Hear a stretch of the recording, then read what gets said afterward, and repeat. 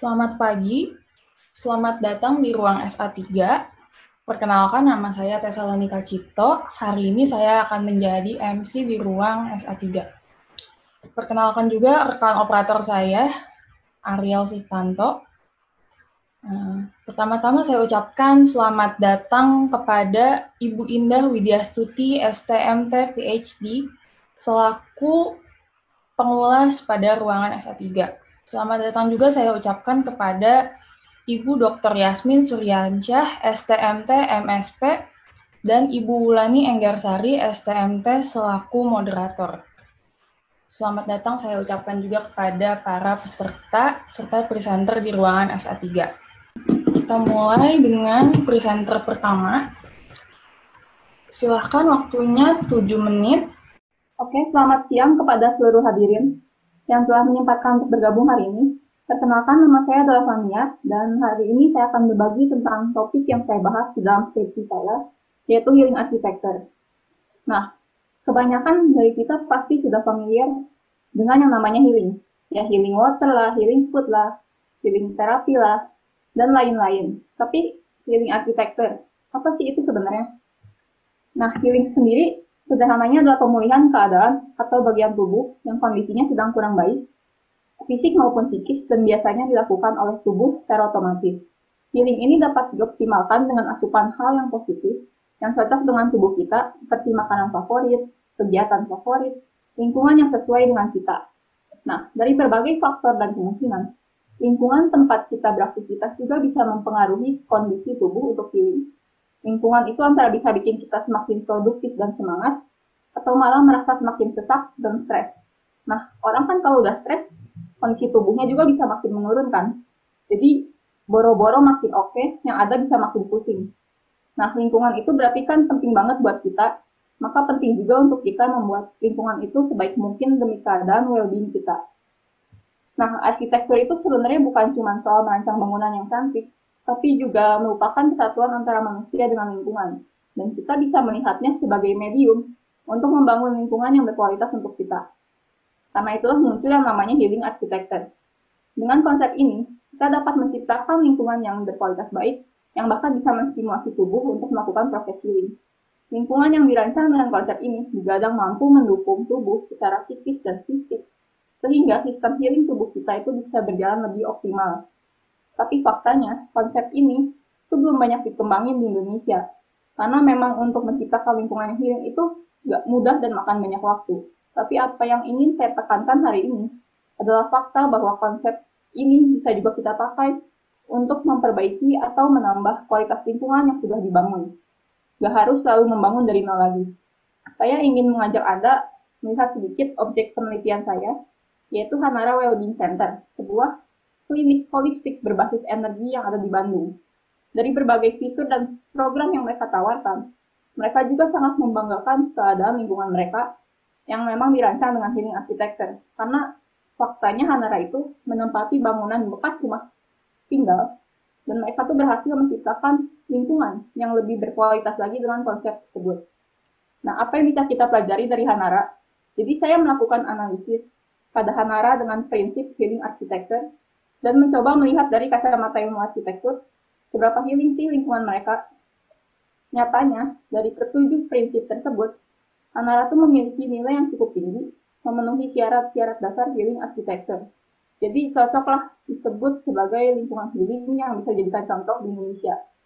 Nah, apabila kita melihat Hanara, begitu kita masuk ke dalamnya, area masuknya aja udah dirancang dengan desain yang sangat menyambut sehingga orang-orang tuh merasa lebih percaya kepada Hanara dan bisa bereaksi lebih positif. Kemudian skala ruangnya tuh nggak berlebihan, jadi nggak terlalu sempit sampai kita merasa susah dan nggak juga terlalu luas sampai kita merasa kewalahan. Terus peletakan dinding di Hanara juga nggak monoton dan mampu memberikan pengalaman yang unik. Tapi apa yang paling bisa kita sadari adalah penggunaan warna mereka. Mereka tuh cenderung menggunakan warna yang netral dengan dikombinasikan warna-warna yang cenderung hangat dan alami dan menciptakan lingkungan yang nyaman untuk kita. Nah, kenapa sih saya bahasnya healing architecture? Jadi healing architecture itu tadinya lebih identik sama rumah sakit.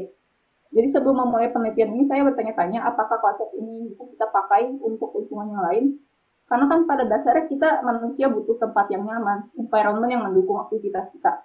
Jadi saya rasa konsep ini tuh bisa dipakai di mana aja dan nggak harus selalu di rumah sakit karena kebutuhan healing, sadar atau nggak sadar itu selalu dibutuhkan dalam kehidupan sehari-hari. Nah, jadi saya ingin rekan-rekan di bidang arsitektur lebih aware akan fakta bahwa pengguna itu harus dilibatkan ke dalam desain, bukan hanya sebagai pertimbangan, tetapi juga sebagai kesatuan yang utuh untuk menciptakan desain lingkungan yang benar-benar mampu mendukung pengguna secara fisik dan psikis.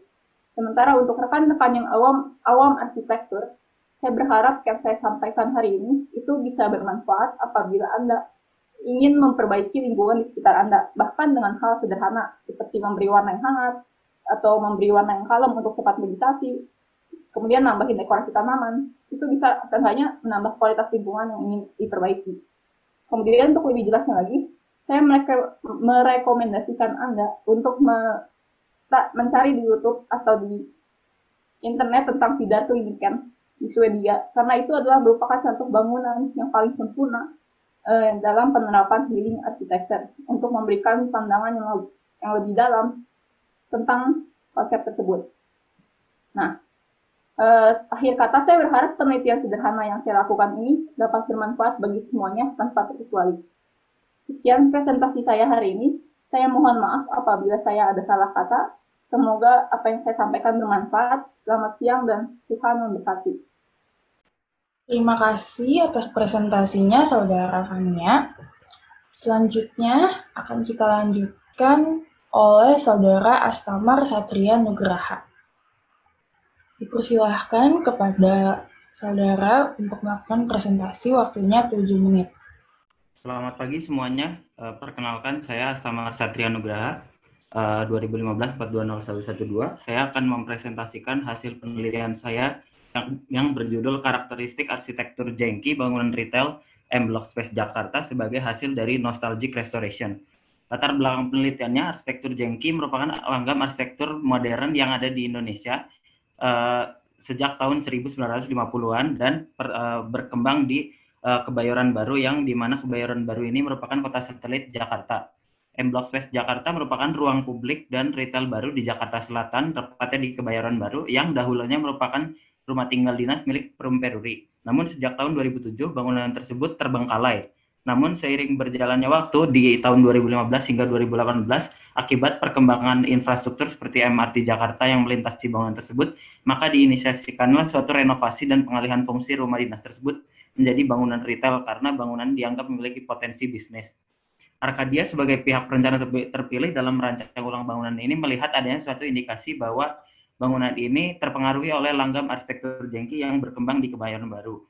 Maka dari itu dalam proses renovasi dan pengalihan fungsi, mereka menerapkan konsep nostalgic restoration atau bernostalgia tahun 1550-an dengan cara menghadirkan kembali karakteristik arsitektur Jengki. Pertanyaan penelitiannya adalah seperti apa karakteristik arsitektur Jengki pada bangunan retail M Block Space Jakarta yang merupakan hasil dari nostalgic restoration. Kajian teoretikal yang saya ambil adalah pertama, pengertian karakteristik arsitektur dan kategorinya yaitu oleh Habraken, kemudian arsitektur Jengki dan karakteristiknya oleh beberapa ahli, Kurniawan, Joseph Priyotomo, Imam Prakoso, Johan Silas, Toto Krusmanto, Budi Sukada, dan Supriyatno. Kemudian habis itu ada sebagian arsitektur modern. Lalu saya melihatnya melalui sudut pandang pelestarian arsitektur. Kemudian ada juga pelestarian arsitektur berbasis nostalgia atau nostalgic restoration yang berdasarkan oleh Aldo Rossi.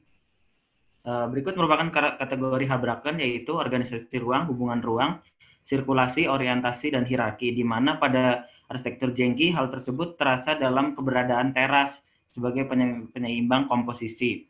Kemudian secara sistem fisikal itu sistem struktur dan material bangunan dalam arsitektur Jengki salah satunya adalah terdapat kolom berbentuk V, kemudian terdapat penggunaan dinding gavel pada pojok bangunan. Kemudian atap kemiringan 35 derajat menggunakan struktur bermaterial beton. Kemudian dalam sistem kelanggaman atau stylistik itu ada gubahan bentuk yaitu bentuk dasar, kemudian ada paham-paham yang diterapkan dalam bangunan seperti bentuk penampang kecil di bawah dan membesar ke atas. Kemudian dalam sudut pandang pelestarian arsitektur merupakan proses memiliki kembali keutuhan suatu objek yang masih ada, atau menurut Orbasli merupakan seluruh proses yang memahami dan menjaga suatu tempat untuk mempertahankan makna kulturalnya. Proses tersebut dapat dilakukan melalui berbagai tindakan pelestarian, antara lain preservasi, restorasi, rekonstruksi, penggunaan ulang adaptif atau adaptive reuse, dan replikasi. Berikut merupakan diagram yang saya ambil dari kuliah dasar pelestarian cagar budaya. Ini semakin ke bawah semakin dihindari, yaitu replikasi. Namun dalam nostalgic restoration yang diungkapkan oleh Aldo Rossi, dia memberikan alternatif, modernitas alternatif, di mana pelestarian arsitektur itu masih dapat mengubah bangunan selama bangunan tersebut masih mengingatkan kepada masa lalu. Jadi yang di bawah ini seperti replikasi, rekonstruksi, dan adaptive reuse masih dimungkinkan selama bangunan tersebut masih mengingatkan kepada masa lalu. Jadi ini adalah analisisnya di sistem spasial. Di sini ada keberadaan teras yang kemudian dipreservasi, lalu tindakan pelestariannya adalah adaptive reuse. Kemudian ini sistem strukturnya menggunakan rigid frame yang dipreservasi. Kemudian ada atap yang direstorasi dari yang tadinya sudah terbengkalai, kemudian dirapihkan kembali. Kemudian ini ada karakteristik arsitektur jengki, salah satunya adalah penggunaan material batu alam atau batu bongkah alam, batu serit yang dipreservasi juga di sini. Kemudian habis itu ada penggunaan lubang ventilasi udara menggunakan material kusen kayu yang berbentuk segi lima, ini dipreservasi. Kemudian yang sangat menonjol pada M Block Space Jakarta ini yaitu merupakan pada kolom pada bagian entrance. Kolom ini merupakan hasil dari rekonstruksi dan replikasi. Namun kolom ini merupakan elemen yang baru dalam M Block Space. Jadi pelestarian arsitektur karena bangunannya belum berstatus sebagai bangunan cagar budaya, bangunan ini masih dapat diubah. Namun diubahnya juga masih dapat mengingatkan kita kepada arsitektur jengki yang pernah berkembang tahun 1950-an di Kebayoran Baru.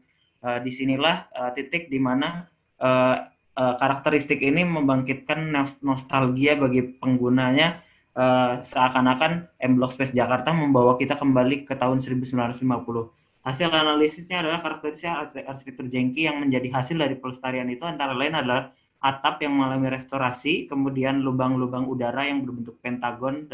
Kemudian yang terpenting adalah adanya kegiatan restorasi dan replikasi pada elemen kolom di bagian entrance.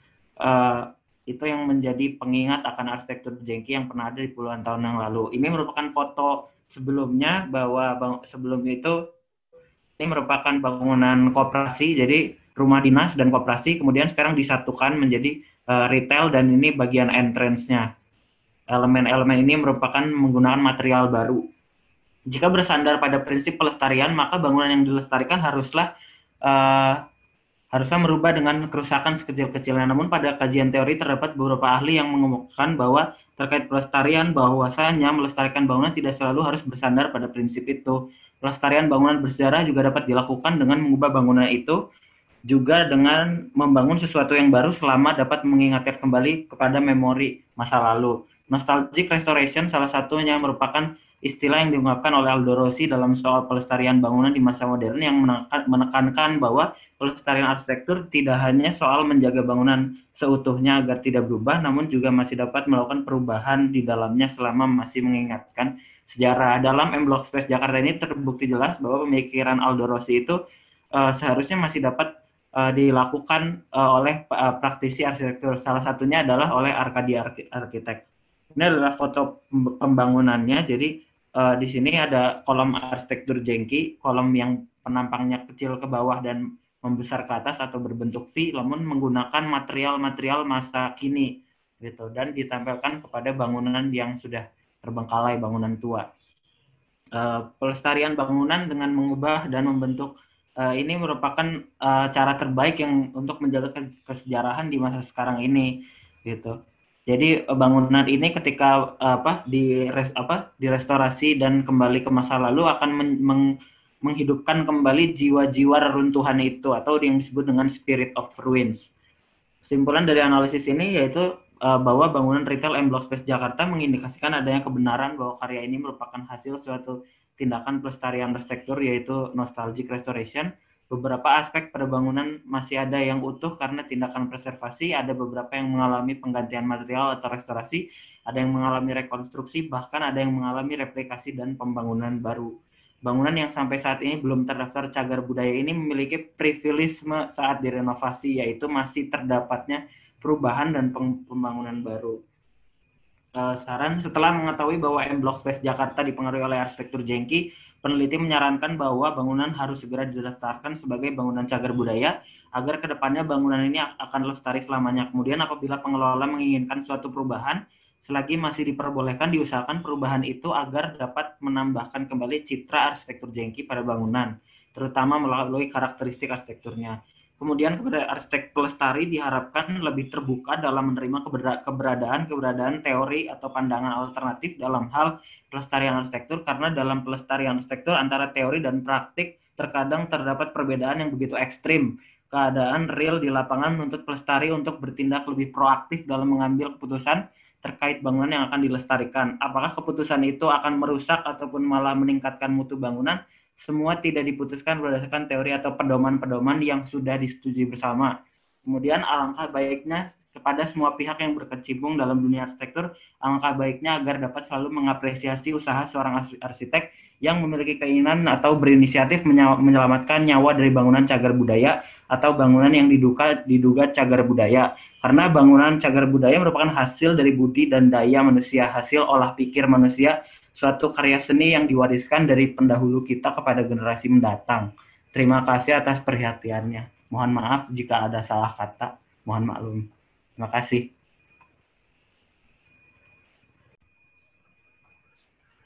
Terima kasih atas presentasinya, Saudara Stamar. Selanjutnya kita lanjutkan ke presentasi nomor 3 oleh Saudara Hasna Nabilah.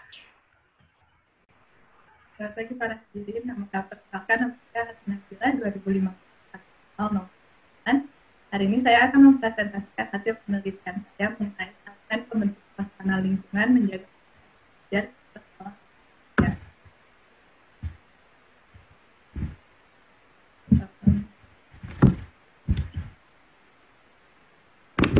Sekolah Alpha Omega sendiri itu merupakan sekolah alam yang didirikan dengan tujuan awal itu untuk menerima siswa-siswa yang bermasalah, seperti anak-anak jalanan, khusus atau anak-anak yang tidak kurang mampu dan tidak dapat pergi ke sekolah. Dan di sekolah alam ini mereka menginginkan anak-anak itu merasa datang ke sekolah itu suatu hal yang menyenangkan, sehingga mereka bertujuan untuk memberikan motivasi pada siswanya itu untuk datang, dan dengan minimal dengan datang ke sekolah itu mereka akan belajar. Untuk tujuan penelitiannya ini, penelitian ini bertujuan untuk memahami peran membentuk lingkungan Omega dalam menjaga motivasi belajar siswa. Untuk penyebab pusaka, motivasi belajar itu dapat dilihat pada siswa, ada atau tidaknya pada siswa apabila ada tentunya 6 sebagai berikut. Itu artinya hasrat dan keinginan berhasil, adanya harapan dan cita-cita masa depan, adanya kegiatan yang menarik dalam belajar, adanya dorongan dan kebutuhan dalam belajar, adanya penghargaan, beserta adanya lingkungan belajar yang kondusif. Untuk motivasi belajar sendiri itu ada motivasi intrinsik dan motivasi ekstrinsik. Pada penelitian ini saya fokuskan pada motivasi intrinsik, itu motivasi yang muncul dari lingkungan. Dan dari situ saya mengambil teori dari Dimyati dan Syaiful Rahman mengenai aspek fisik motivasi ekstrinsik, yaitu kondisi fisik gedung sekolah, meliputi kebersihan bangunan dan lingkungan, serta keindahan dan penggunaan warna dan material. Kondisi fisik ruang kelas meliputi penataan ruang kelas, kebersihan, keindahan, dan penggunaan warna dan material, kelengkapan fasilitas sarana dan prasarana di sekolah. Kondisi cuaca yaitu meliputi pencahayaan dan pengawalan bising, serta tingkat bising di lingkungan sekolah, yaitu dapat berupa bising dari luar lingkungan sekolah maupun bising dari dalam lingkungan. Untuk sekolah Alpha Omega sendiri, sekolah Alpha Omega merupakan sekolah alam yang terletak di Tangerang, Banten, dan dirancang oleh Real Estate Tarif dari RW. Mereka telah berdiri dari 2017 dan mereka menerima siswa dari jenjang TK hingga SMA. Yang menarik dari sekolah ini adalah bukan hanya bangunannya, namun juga cara mereka melakukan kegiatan belajar. Jadi pada sekolah ini terdapat bangunan-bangunan formal, bangunan 6, 7, 8, 9 itu terdapat di mana terdapat kelas-kelas, namun anak-anak diberikan kebebasan untuk memilih mereka mau belajar di mana, sehingga bangunan-bangunan yang digunakan adalah bangunan nomor 10 yaitu kantin dan perpustakaan, serta bangunan nomor 12 yaitu bangunan amfiteater. Untuk aktivitasnya sendiri dapat dilihat ada anak-anak yang belajar di dalam ruang kelas, ada anak-anak juga yang memilih untuk belajar di luar, misalnya di luar kelas, sehingga aktivitas di lingkungan sekolah ini beragam.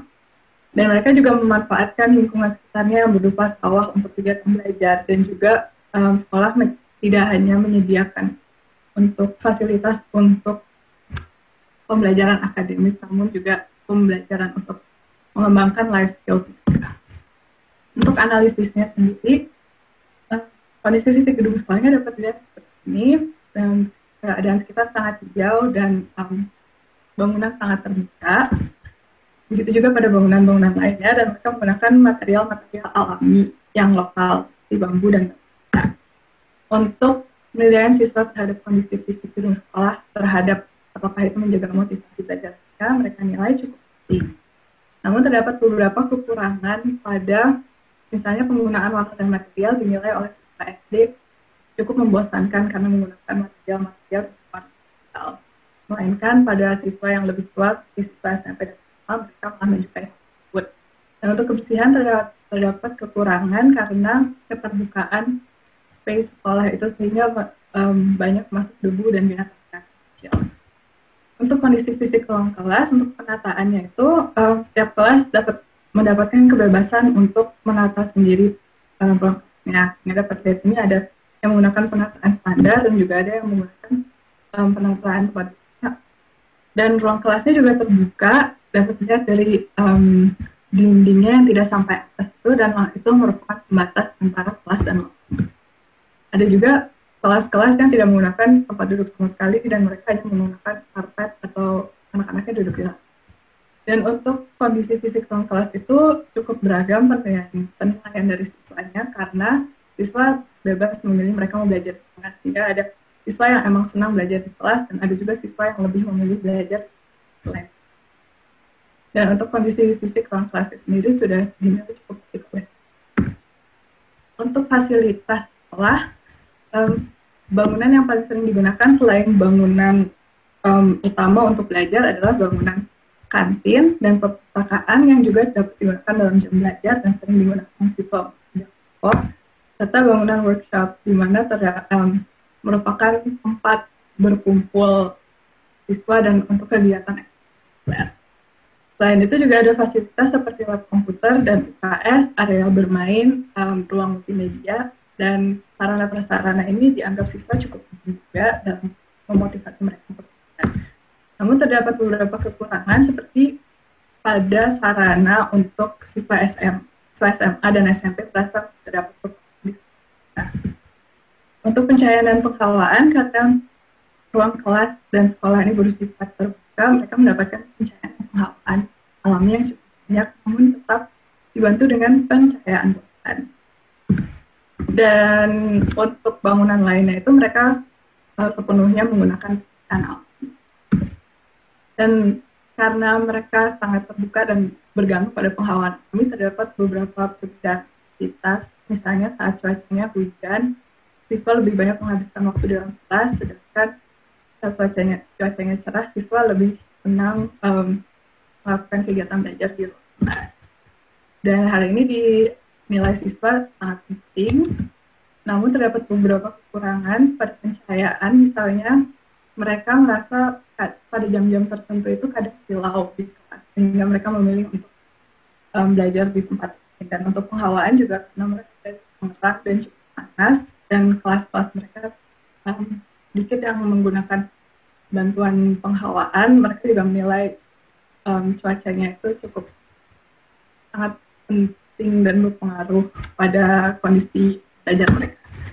Untuk tingkat bising sendiri, karena terdapat aktivitas-aktivitas di luar kelas dan kelas yang tidak memiliki pembatas yang maksimal, bising dari dalam lingkungan kelas, misalnya bising dari kegiatan belajar di luar kelas itu terdengar ke dalam kelasnya. Dan tingkat bising di lingkungan sekolah mereka itu dinilai sangat penting oleh siswanya, karena hal tersebut mempengaruhi konsentrasi belajar mereka. Dan untuk bising dari luar sekolah sebenarnya tidak terlalu banyak terdengar suara-suara kecil dan lain, namun bising dari dalam sekolahnya dinilai cukup mengganggu, terutama bagi siswa-siswa yang lebih kuat dalam kegiatan belajar. Dan untuk aspek indikator motivasi itu dinilai semua siswa sudah cukup, sehingga dapat disimpulkan bahwa siswa-siswa sekolah Alpha Omega itu termotivasi untuk datang ke sekolah mereka dan belajar. Untuk kesimpulannya, terdapat beberapa kekurangan pada elemen pembentuk fisik, misalnya pada kebersihan kondisi fisik sekolah yang masih fisik, dan misalnya pencahayaan dan pengetahuan alami yang kadang-kadang kurang juga untuk siswa. Namun hal tersebut tidak terlalu berpengaruh kepada motivasi belajar siswa, karena semua indikator motivasi indikator motivasi siswa untuk belajar telah dari saya, mohon maaf apabila. Terima kasih atas presentasinya, Saudara Hasna Nabila. Selanjutnya akan kita lanjutkan ke presentasi nomor 4 oleh Saudara Reza Risnaldi. Selamat siang semuanya. Perkenalkan, saya Reza Risnaldi akan menjelaskan mengenai penelitian saya tentang kontekstualitas perancangan Hotel de Braga terhadap bangunan cagar budaya Sarinah. Jadi penelitian ini diawali dengan saya melihat pembangunan-bangunan baru di kawasan historis yang seringkali bertentangan gitu antara kepentingan melestarikan bangunan kuno bersejarah dan tuntutan kebutuhan zaman akan bangunan dan lingkungan yang modern. Nah, namun lain halnya dengan Hotel de Braga, Hotel de Braga hadir sebagai bangunan baru di Jalan Braga yang mengindahkan bangunan cagar budaya yang berada di sekitarnya. Lalu dari sini saya rumuskan masalahnya. Dalam mempertahankan atau meningkatkan kualitas lingkungan suatu kawasan, perlu adanya upaya dalam menggali aspek-aspek kontekstualitas di kawasan tersebut dan memperhatikan ke dalam sebuah proses rancangan bangunan baru, yang pada akhirnya bangunan tersebut dapat memberikan kontribusi positif dalam mempertahankan kualitas lingkungan yang memiliki ciri karakter identitas yang mewakili kebudayaan Malaysia setempat. Jadi dalam penelitian ini saya berusaha untuk mengungkap bagaimana sang arsitek ini mengungkap nilai-nilai kontekstual yang berada di kawasan dan bangunan cagar budaya tersebut. Lalu muncul sebuah pertanyaan penelitian termasuk dalam kategori kontekstual apakah Hotel de Braga.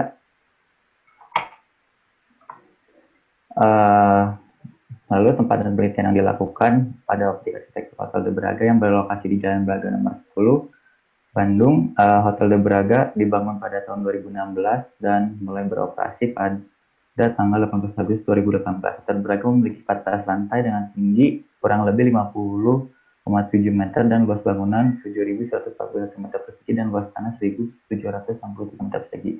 Pemilik dari Hotel de Braga adalah PT Wijaya Karya Bangunan dan bangunan ini dirancang oleh arsitek Atelier Luna. Nah, ini beberapa teori yang saya gunakan. Ini adalah teori-teori besar dan yang paling berperan dalam penelitian ini adalah teori kontekstualitas dari Brolin dan Tisdale dan didukung oleh teori konservasi dari Orbasli, Murtad dan sebagainya. Nah, jadi seperti yang telah dijelaskan pada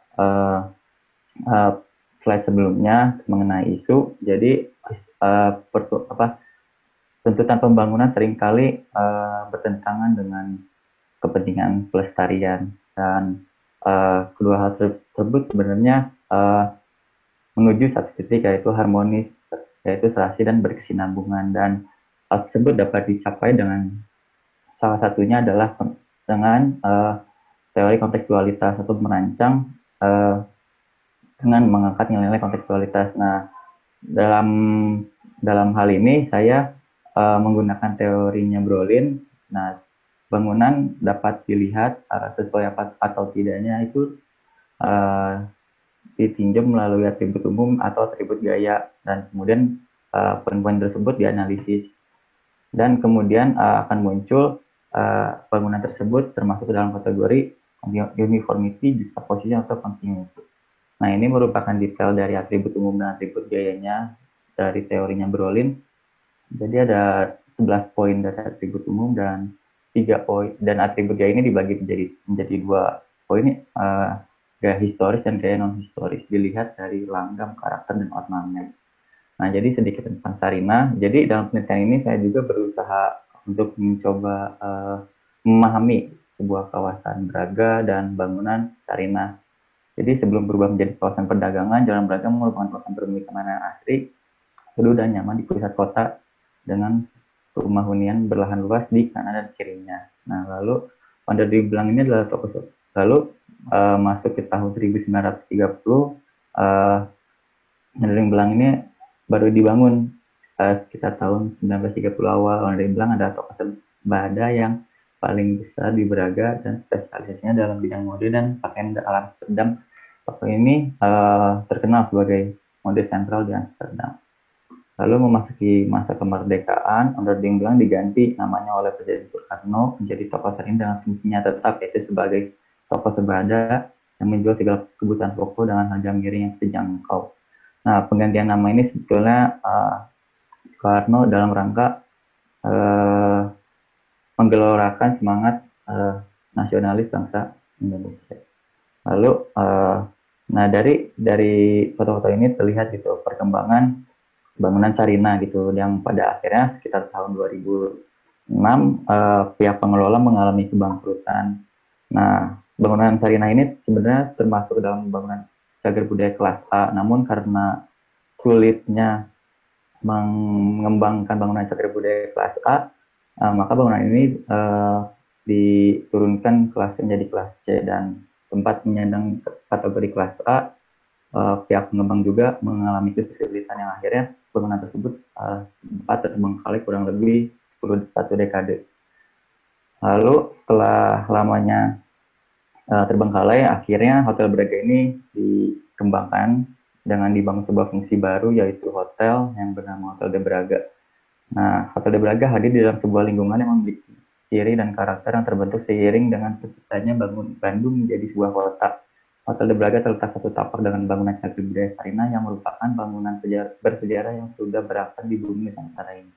Sehingga Hotel de Braga sebagai bangunan baru tentunya harus menghargai yang telah ada lebih dulu dan dapat berkontribusi dalam menjaga kualitas cita visual. Nah, maka proses perancangan yang tepat dalam merespon hal-hal tersebut perlu diperhatikan secara teliti dan berhati-hati dalam menentukan bentuk dan tampilan dari bangunan baru tersebut.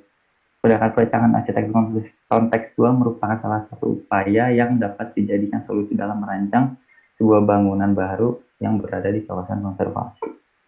Nah, ini merupakan poin-poin analisisnya, dimulai dari atribut umum, dilihat dari satu kesatuan massa antara Hotel de Braga dan bangunan Sarinah. Dilihat dari poin pertama, yaitu jarak dari jalan. Jadi jarak bangunan baru Hotel de Braga dari tepi sisi luar jalan itu sekitar 10,7 meter, yang hal tersebut sebetulnya menciptakan ruang bagi bangunan Sarinah untuk menjauhkan dirinya sebagai bangunan cagar budaya.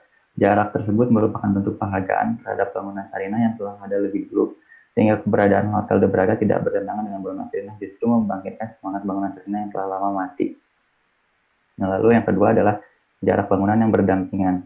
Bentuk menghargai Hotel Braga terhadap bangunan Sarinah sebagai bangunan cagar budaya adalah dengan memberi jarak antara Hotel de Braga dengan bangunan Sarinah, yang kemudian dihubungkan atau dinaungi oleh pergola yang bersifat tidak permanen agar tidak merusak permukaan bangunan Sarinah. Jadi hubungan antara bangunan lama dan bangunan baru itu tidak menempel secara langsung, namun terdapat jarak sebesar 1,6 meter.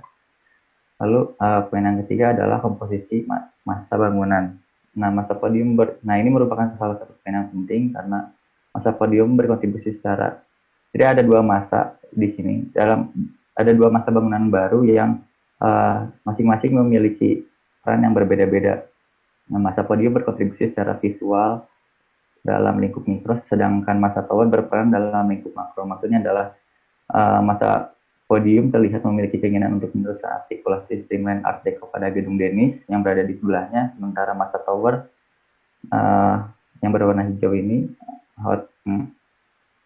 tower hotel mengandung karakteristik yang sederhana yang serupa dengan karakter bangunan Sarina. Lalu lanjut ke perkiraan ketinggian bangunan. Tidak seperti pada kawasan alun-alun yang mengharuskan ketinggian bangunan baru tidak melebihi bangunan berbudaya Swaha, namun Jalan Braga ini memiliki kelonggaran dalam menentukan ketinggian bangunan, sehingga ketinggian bangunan Hotel Braga dapat disesuaikan sesuai ketentuan yang tertera pada RDTR Kota Bandung. Lalu proporsi dan orientasi fasad. Tampilan Hotel Braga mengadaptasi gaya modern Art Deco yang merupakan gaya dari bangunan Sarina. Gaya modern Art Deco pada bangunan berbeda dengan bangunan Art Deco lainnya yang didominasi ornamen streamline dan zigzag. Tampilan bangunan Sarina cenderung sederhana. Gaya modern ini terkenal pada bentuk persegi panjang yang sederhana tanpa ornamen cenderung polos. Jadi masa podium bangunan Sarina ini sebetulnya mengikuti komposisi dari bangunan Sarina, sedangkan masa tower itu dia merespon lingkungan secara luas. Jadi bangunan memanjang dari arah timur menuju barat agar cahaya matahari tidak masuk secara berlebih. Lalu bentuk dan siluet, nah ini maksudnya adalah konsep latar depan dan latar belakang dapat terlihat dari susunan bangunan Sarina dan Hotel de Braga. Bangunan Sarina sebagai bangunan baru, sebagai bangunan yang dikonservasi menjadi latar depan sebagai upaya pelestarian dan mengindahkan bangunan bentuk Sarina yang beserta lingkungannya. Sementara Hotel de Braga menjadi latar belakang yang mendukung keberadaan dan keberlangsungan bangunan Sarina. Lalu disposisi jendela dan pintu. Jadi bentuk bukan pada masa podium dan Hotel de Braga melakukan gaya modern streamline Art Deco yang serupa dengan gedung Denis. Jadi dalam respon lingkungan dengan keberadaan kecil, masa podium secara proporsi mengikuti bangunan Sarina, sementara tampilan masa podium menerapkan gaya modern streamline Art Deco yang serupa dengan gedung Denis. Setiap jendela, lalu lanjut ke poin berikutnya, posisi dan ukuran jendela dan pintu. Setiap jendela pada masa tower mewakili satu kamar Hotel de Braga. Bentuk jendela sendiri dirancang untuk merespon konteks iklim pada apa bentuk jendela tidak diberi profil atau topi, namun jendela dirancang relatif ke dalam sehingga cahaya matahari tidak langsung masuk ke dalam bangunan dan air hujan tidak langsung mengenai kaca. Lanjut ke material, jadi terdapat keseragaman pada material lantai yang digunakan antara bangunan Sarina dan bangunan Hotel de Braga seperti pada gambar yang ada di samping ini. Terlihat penggunaan material terrazzo pada lantai pada bangunan Sarina yang terlihat diterapkan pada interior dan restoran Hotel de Braga. Material terrazzo dan pola motif pada lantai merupakan salah satu karakteristik gaya Art Deco. Lalu lanjut ke warna. Penggunaan warna putih pada Hotel de Braga didasari pada warna bangunan Sarina yang telah berwarna putih. Penggunaan warna yang sama bertujuan untuk membangun agar bangunan lama dan bangunan baru bersinergi dan membangkitkan semangat dari bangunan Sarina. Apabila dilihat secara sempit, terdapat apa saja bangunan Sarina dan Hotel de Braga memberikan kesan sebagai satu kesatuan. Namun apabila dilihat secara lingkungan, secara luas, Hotel de Braga dan Sarina memberikan kesan kontras. Lalu lanjut ke poin selanjutnya, bentuk Hotel de Braga yang tinggi menyebabkan rasa ketidaknyamanan terhadap pejalan kaki, namun bentuk yang tinggi tersebut dapat diatasi dengan memberikan jarak antara bangunan baru dan pedestrian, sehingga suasana yang diciptakan pun terasa lebih ramah terhadap pejalan kaki, dan secara ruang keberadaan bangunan Sarina akan menonjol dan dapat dirasakan keberadaannya. Lalu masuk ke atribut gaya langgam arsitektur historis. Bidang polos pada bangunan Sarina dan gaya modern streamline Art Deco pada gedung Denis merupakan atribut gaya historis yang berpengaruh terhadap tampilan Hotel de Braga, karena kedua atribut gaya tersebut merupakan ciri khas yang dominan dari masing-masing bangunan yang dibangun pada masa keemasan gaya Art Deco. Lanjut ke langgam arsitektur yang non-historis. Dalam bentuk dan naknanya, Hotel de Braga dapat merespon konteksnya dengan baik dan tidak kehilangan gaya kontemporer untuk hadir di masa sekarang. Bahkan dengan hadirnya berbagai sebagai bangunan baru justru memperkuat karakter dari bangunan Sarina dan mempertahankan citra visual kawasan Jalan Braga. Lalu lihat dari ornamen, jadi di sini ada arsitektur bangunan Sarina memiliki gaya yang serupa dengan bangunan lainnya yang berada di Jalan Braga. Hal tersebut dapat terlihat pada bentuk menara di wujud selatan bangunan Sarina. Menara tersebut serupa dengan menara Gedung Denis dan bangunan Concordia meski secara bentuk tidak sama persis, namun bangunan tersebut memiliki menara dan dibangun daerah yang sama. Nah, lalu langsung ke kesimpulannya. Jadi dalam menciptakan arsitektur yang kontekstual, lingkungan menjadi aspek yang perlu dipahami terlebih dahulu. Lingkungan menjadi tolak ukur apakah lingkungan tersebut layak dihargai atau tidak. Hotel de Braga sebagai sebuah karya arsitektur sangat memperhatikan dan mengacu pada bangunan cagar budaya Sarina dan lingkungannya. Demi menjaga harmoni dan cita visual kawasan Jalan Braga, bentuk, masa proporsi dan orientasi fasad, bentuk dan siluet, material, warna, skala, gaya, karakter, dan ornamen dari Hotel de Braga mengadaptasi karakteristik dari bangunan cagar budaya Sarina, sehingga Hotel de Braga dapat dikatakan menerapkan pendekatan kontekstual uniformity. Terima kasih. Sekian presentasi dari saya. Mohon maaf bila ada salah kata. Terima kasih atas presentasinya, Saudara Reza. Selanjutnya ke presentasi nomor 5 oleh Saudara Sebastianus Virel Virgio. Selamat pagi semuanya. Jadi karena rasanya 7 menit nggak bisa menjelaskan semua isi dari penelitian saya, makanya saya bagi data-data apa yang saya gunain, data-data dari naskah sampai ke presentasi apa yang udah saya buat, itu dalam Drive. Jadi kalau misalnya ada butuh sesuatu, itu tinggal di-scan aja QR code-nya, terus nanti di situ ada data-datanya. Nah, jadi penelitian saya judulnya Penerapan Prinsip Adaptive Reuse pada Gedung Spiegel Kota Lama Semarang. Oke. Jadi dari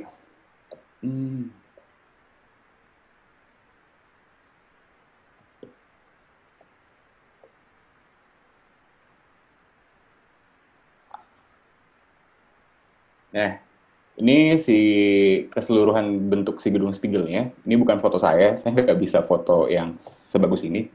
Jadi kalau misalnya dilihat, si Gedung Spiegel ini letaknya ada di Kota Lama Semarang, di dekat Gereja Belenduk, hampir di sebelahnya, di sebelah Taman Sri Gunting. Jadi awalnya dia tuh toko kelontong, toko serba ada, terus dirubah tahun 2012 tuh dibeli sama orang Semarang, terus dijadiin kafe, ada working space, terus ada butik, sampai ke penginapan. Jadi ada guest house-nya di belakang. Ini si pemetaan si penelitian saya dari topik, latar belakang, permasalahan, pertanyaan, tujuan, sampai nanti kesimpulan. Sebenarnya yang paling penting adalah soal pertanyaan. Jadi pertanyaan penelitian saya adalah bagaimana penerapan prinsip-prinsip adaptive reuse pada hasil revitalisasi Gedung Spiegel Kota Lama Semarang. Tujuannya yaitu mengetahui kesesuaian hasil revitalisasi Gedung Spiegel Kota Lama Semarang terhadap prinsip penerapan adaptive reuse-nya. Jadi secara gampang adalah saya nge-cross-check apa yang ada di tinjauan pustaka yang udah saya kumpulkan dengan data di lapangan sebenarnya. Jadi hasil penelitiannya adalah apakah si Gedung Spiegel ini sudah menerapkan atau setidaknya melaksanakan prinsip-prinsip yang sesuai dengan kajian teori yang sudah saya lakukan. Nah, ini juga cukup penting yang studi kepustakaan. Jadi dari studi kepustakaan yang saya lakukan itu saya bagi 3.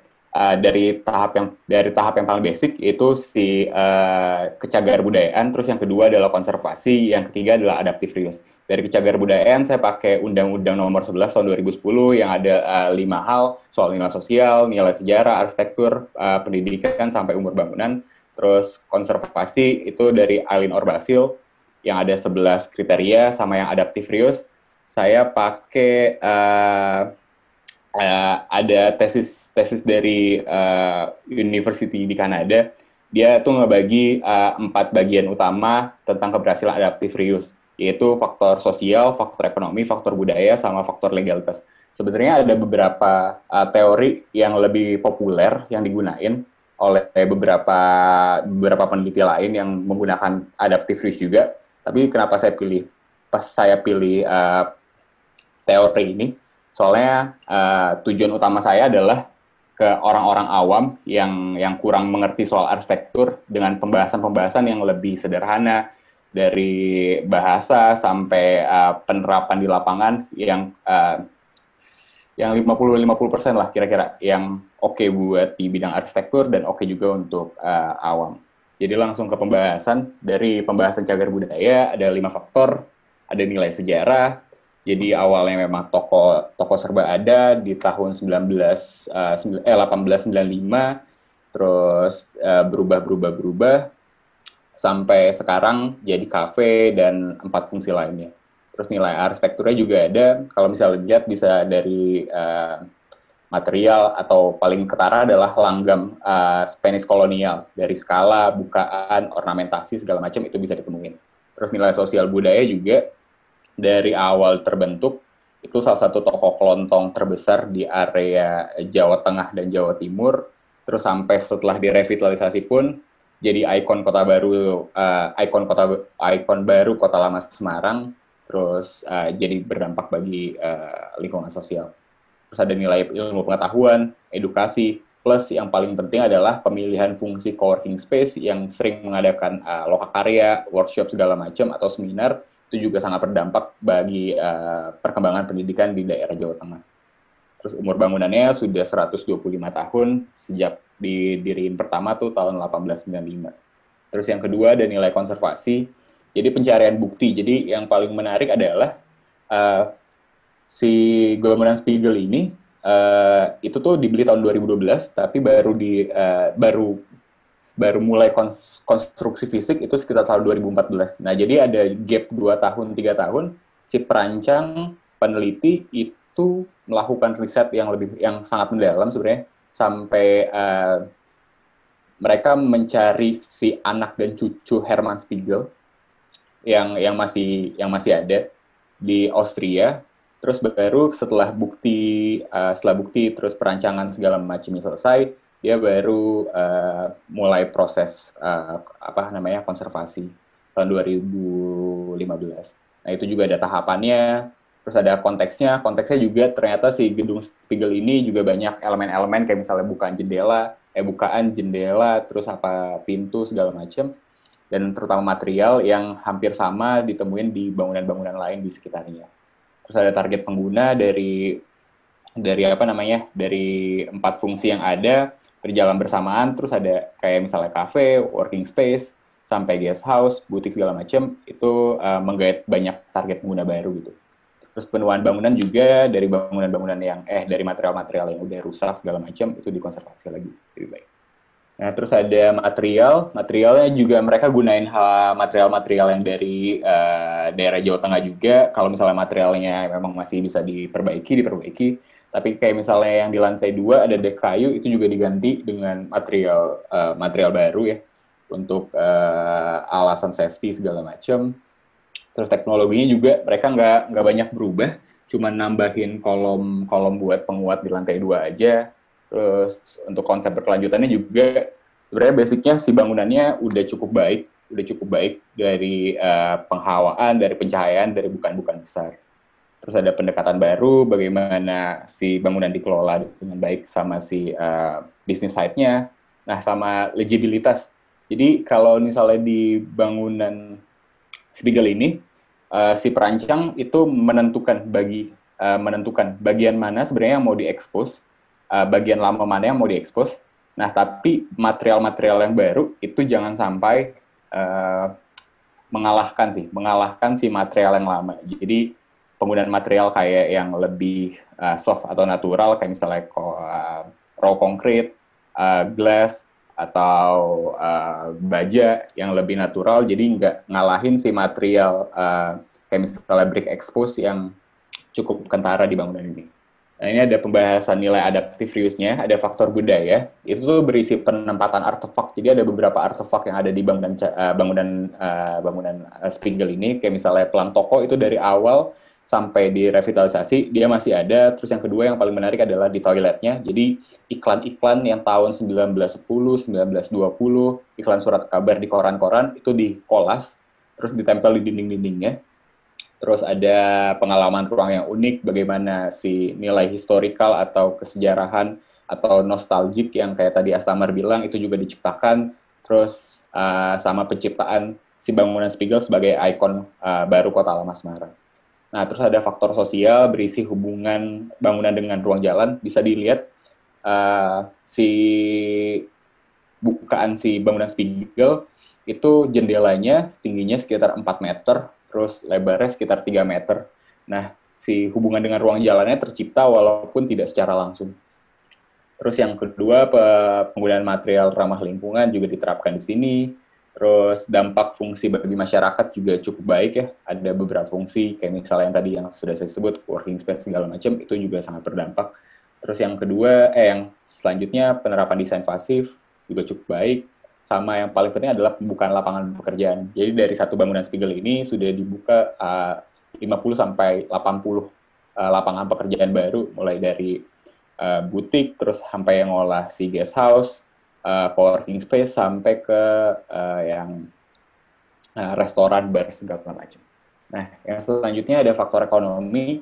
Jadi dia pembahasan mengenai pemanfaatan ruang efektif. Jadi kalau di gedung Spiegel ini pembagiannya dia ada sekitar 80/20. Jadi 80% itu efektif untuk ruang yang bisa dijual. Terus yang 20% itu untuk servis. Yang paling besar memang untuk bagian dapur restoran. Terus yang kedua adalah perubahan fisik yang dilakukan. Sebenarnya hampir sangat sedikit sih sebenarnya. Sangat sedikit, hampir nggak ada perubahan fisik yang terlalu besar. Cuma hanya penambahan struktur kolom beton bertulang untuk memperkuat si bagian atasnya. Terus biaya operasional dan perawatan dari material-material yang digunakan tidak terlalu sulit untuk di maintenance. Terus faktor legalitas. Ya sebenarnya ada cukup perdebatan. Jadi kalau misalnya di daerah Kota Lama Semarang ini memang semuanya tata guna lahannya untuk bagian komersil. Nah, untuk fungsi kantor itu ada di sebelah barat sama sebelah utara sebenarnya. Nah, tapi karena di sini ada co-working space yang secara notabene itu termasuk kantor,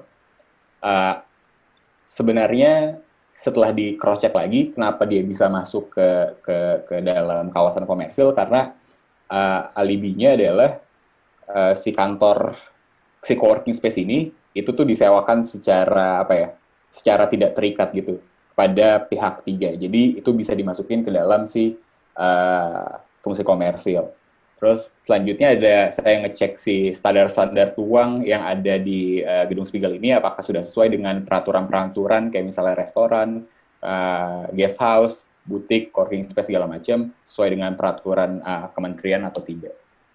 Terus setelah dicek juga sesuai.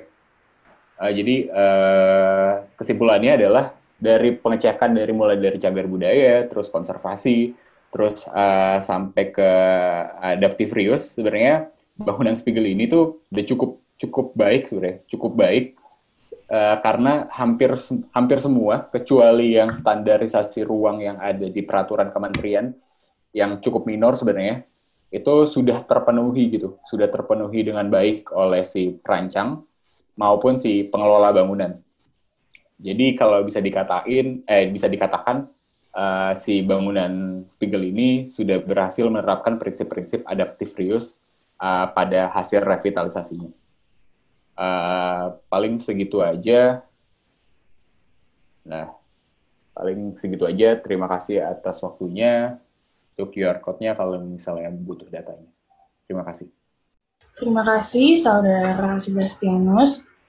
Selanjutnya kita akan masuk ke sesi ulasan karena 5 presenter telah mempresentasikan makalahnya. Kepada Ibu Indah selaku pengulas dan kepada Ibu Yasmin dan Ibu Wulani selaku moderator dipersilahkan untuk mengulas dan memoderatori jalannya sesi ulasan ini. Dipersilakan. Terima kasih. Saya persilakan Bu Wulan untuk memandu. Silakan Bu.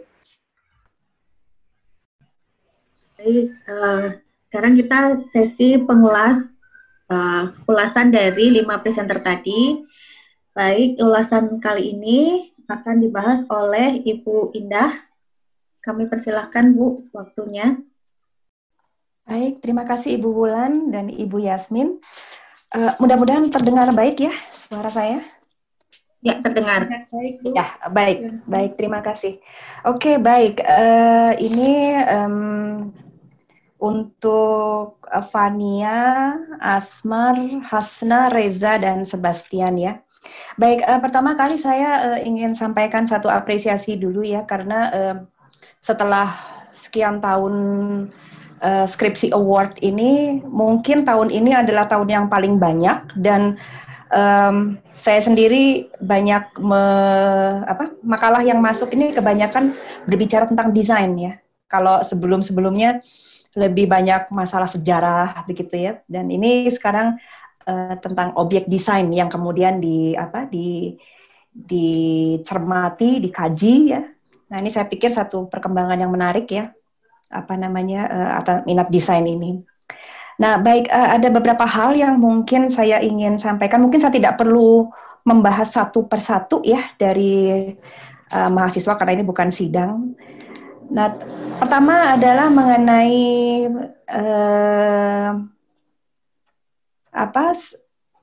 penelitian desain ya, karena keempat-empatnya ini semuanya mencoba untuk melakukan kajian terhadap satu desain ya. Hampir semua makalah-makalah ini semuanya melakukan satu teknik yang sama, yaitu ada satu kerangka berpikir yang dibangun ya berdasarkan teori-teori, lalu kemudian kerangka itu digunakan untuk menilai atau mengkaji dari sebuah desain. Menurut saya sampai titik itu semuanya sudah baik ya, baik dalam pengertian bahwa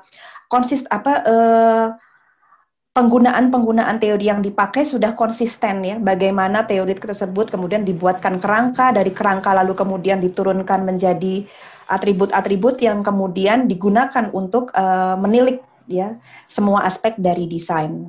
Untuk hal itu saya pikir sudah sangat baik, walaupun ada kecenderungan kategorikal dalam pengertian bahwa makalah-makalah ini sebagian besar melakukan satu bentuk kategorisasi misalnya bahwa yang ini Art Deco, bahwa yang ini adalah healing, lalu kemudian yang ini baik, yang ini buruk begitu ya. Ini saya pikir ini juga satu hal yang wajar, namun mungkin itu akan sambil jalan ya, ini akan bisa menjadi lebih baik lagi, mungkin dengan cara mempertinggi sifat apresiasi karena ini adalah desain, selain dia dianalisis, maka dia juga perlu diberi apresiasi, misalnya dengan cara menggarisbawahi. Jadi setelah sekian banyak analisis yang dilakukan, setelah sekian banyak deskripsi yang dilakukan, nah ini mungkin kekuatan utama ya dari hampir semua materi yang dibawakan ini adalah mereka deskriptif ya. Jadi mungkin ini hampir semua mungkin dikaji sebelum PSBB ya nampaknya, sehingga akhirnya mahasiswa punya kesempatan untuk hadir di lapangan, menyaksikan benda yang dikaji, mencatat apa yang dilihat. Saya kira ini satu hal yang masih beruntung lah ya, masih punya kesempatan untuk pergi ke lapangan. Ini baik sekali. Nah, namun mungkin setelah deskripsi itu cukup berhasil, maka berikutnya mungkin adalah apresiasi. Mungkin apresiasi itu bisa dilakukan dengan cara menggarisbawahi hal-hal yang yang menurut para peneliti ini adalah paling esensial ya, paling krim dari semua bangunan-bangunan yang diteliti. Sebagai contoh misalnya ya ini Fania misalnya itu sebetulnya punya kesempatan besar harusnya untuk menjelaskan bagaimana sih transformasi dari sebuah rumah menjadi rumah sakit sebetulnya. Ya, itu sebetulnya menjadi hal yang menarik, sehingga nanti pada saat penilaian akan tidak terlalu ini hampir semua presentasi terjebak pada penilaian baik buruk, salah benar gitu. Nah, mungkin kalau itu bisa digunakan bahasa yang lebih kepada oh iya ini kelebihannya di sini. Nah, itu mungkin akan jauh lebih. Jadi langsung disebut kelebihannya apa. Lalu kemudian pada Asmar itu reinterpretasi Jenki ya. Sebetulnya reinterpretasi Jenki kan di sini tidak harus berarti. Jadi tidak harus berkaitan dengan, tidak harus semuanya ada dari perbendaharaan Jenki juga.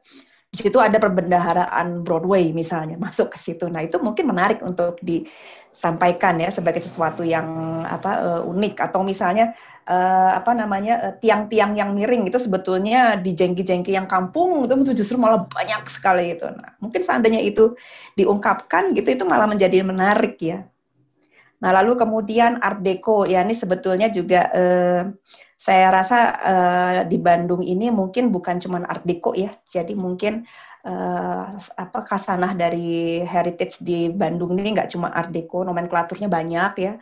Yang modern sekali juga ada. Nah, itu mungkin secara kreatif bisa sebetulnya diulas sehingga alih-alih mengatakan baik buruk, tepat dan baik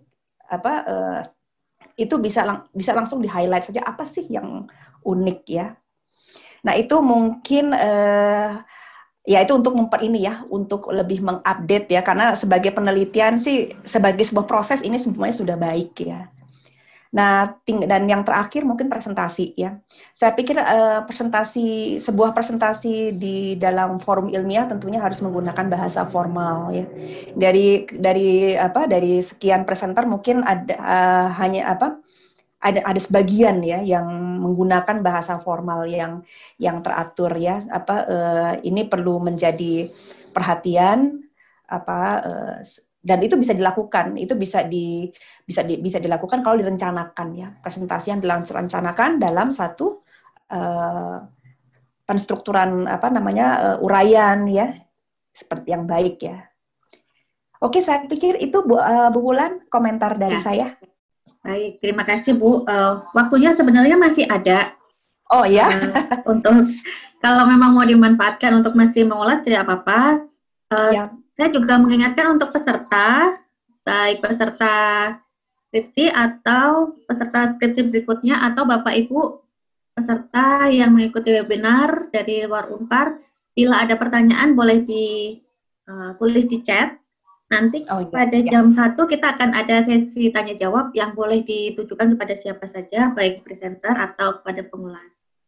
Nah, dari pembahasan Ibu Indah tadi bahwa deskripsi dalam sebuah penelitian mungkin bisa dikembangkan lagi dalam hal analisis dan apresiasi. Ya, penajaman pada apresiasi. Nah, apabila masih ada tanggapan dari presenter tadi, 5 presenter yang tadi, kalau ada tanggapan, saya beri waktu 3 menit. Bila ada, silahkan angkat tangan dari 5 peserta tadi. Ya, sambil menunggu yang bertanya ya Bu, sambil menunggu saya sekedar ingin menambahkan saja. Ya. Ya ini memang mungkin memang dalam penelitian desain ini selalu akan ada 2 tahap ya semestinya ya mungkin ya. Tahap yang pertama adalah tahap analisis, di mana di situ memang terjadi satu satu peristiwa di mana seorang peneliti dia akan mencoba untuk melihat desain dari kacamata kerangka yang sudah dia bangun ya. Itu mungkin nanti itu memang sudah sewajarnya demikian gitu. Bahwa dia harus deskriptif, bahwa dia harus objektif itu memang sudah demikian, dan itu sebetulnya sudah dilakukan oleh kelima mahasiswa ini. Nah, tahap apresiasi itu lebih kepada cara dia melihat ya, cara para peneliti itu melihat. Jadi bagaimana dia memaknai apa yang dilihat dari keseluruhan hasil yang sudah dilakukan. Itu mungkin yang kira-kira bisa menjadi bahan gitu ya untuk membuat penelitian-penelitian berikutnya akan menjadi lebih baik. Itu saja Bu Wulan. Oke, terima kasih Bu Indah. Bila tidak ada tanggapan, saya kembalikan pada MC untuk melanjutkan presentasi 5 peserta berikutnya. Oke, tidak ada tanggapan. Oke, Tessa, saya kembalikan ke MC. Terima kasih. Terima kasih atas ulasannya, juga moderatornya Ibu Ibu sekalian, saya akan mengambil foto bersama. Saya mohon kepada para partisipan untuk menghidupkan kamera.